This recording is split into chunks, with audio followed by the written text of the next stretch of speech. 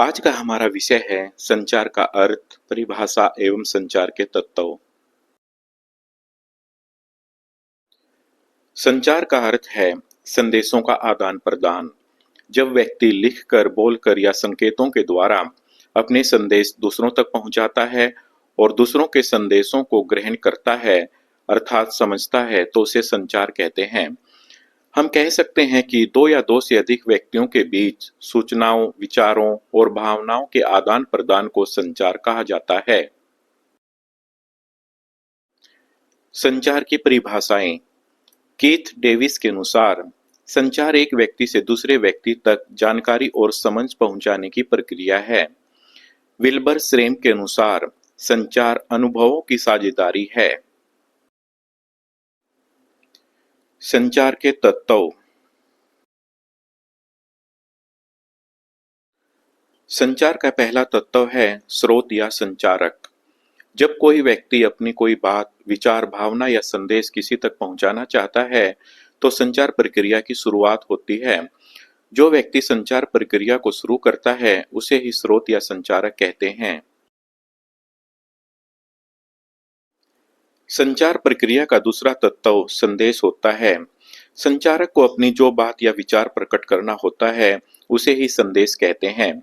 संचारक का प्रमुख उद्देश्य अपने संदेश को स्पष्ट रूप से प्राप्तकर्ता तक पहुंचाना होता है, ताकि प्राप्तकर्ता संदेश का वही अर्थ समझे जो संचारक उसे समझाना चाहता है।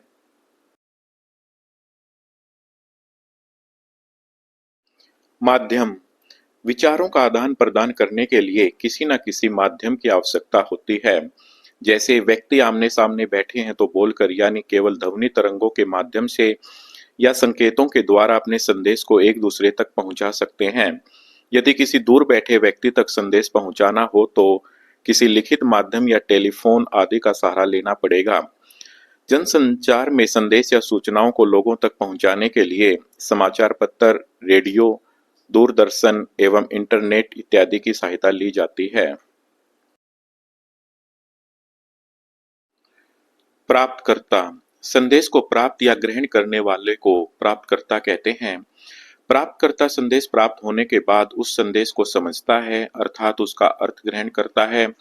संदेश को प्राप्त करने वाला एक व्यक्ति भी हो सकता है और व्यक्तियों का समूह भी हो सकता है।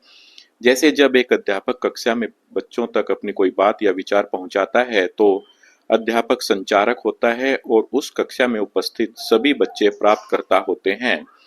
संदेश को प्राप्त करने वालों की संख्या एक व्यक्ति से लेकर लाखों करोड़ों तक हो सकती है।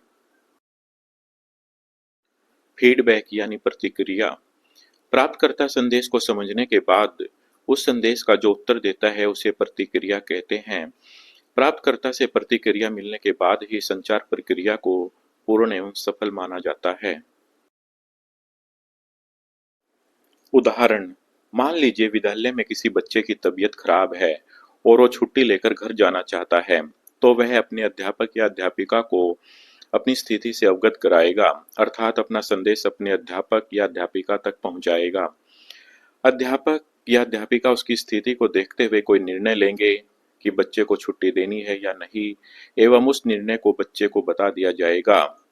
इस उदाहरण में बच्चा संचारक है, अध्यापक या अध्यापिका प्राप्तकर्ता है। बच्चा अपनी तबीयत के बारे में जो कुछ बताना चाह रहा है, वह संदेश है। बच्चे के संदेश को समझ लेने के बाद अध्यापक या अध्यापिका जो निर्णय लेते हैं, वो प्रतिक्रिया यानी फीडबैक है। कूटीकृत यानी एनकोडिंग एवं कूटवाचन यानी डिकोडिंग। जब संचारक अपनी बात के लिए कूट शब्दों यानी कोड वर्ड का प्रयोग करता है, तो इसे कूटीकृत या एनकोडिंग कहते हैं। जब प्राप्तकर्ता कूटीकृत भाषा में प्रयोग किए गए कोड शब्दों के अर्थ को समझते हुए संदेश ग्रहण करता है, तो उसे कूटवाचन या डिकोडिंग कहते हैं। यदि संचारक यह चाहता है कि उसका संदेश केवल प्राप्तकर्ता को ही समझ में आए, तो वह कूटीकृत भाषा का प्रयोग करता है। इसके लिए यह आवश्यक है कि वह जिस कूटीकृत भाषा का प्रयोग कर रहा है, प्राप्तकर्ता भी उस भाषा को समझता हो। कूटीकृत भाषा में अपनी बात को कहने के लिए कूट शब्दों यानी कोड वर्ड का प्रयोग किया जाता है। जैसे, यदि कल के लिए 5, दिल्ली के लिए भी, चलना के लिए 2 और है के लिए सी कोड वर्ड निश्चित कर दिए जाएं, तो कल दिल्ली चलना है वाक्य को कूटीकृत भाषा में इस प्रकार लिखेंगे 5 बी 2 सी।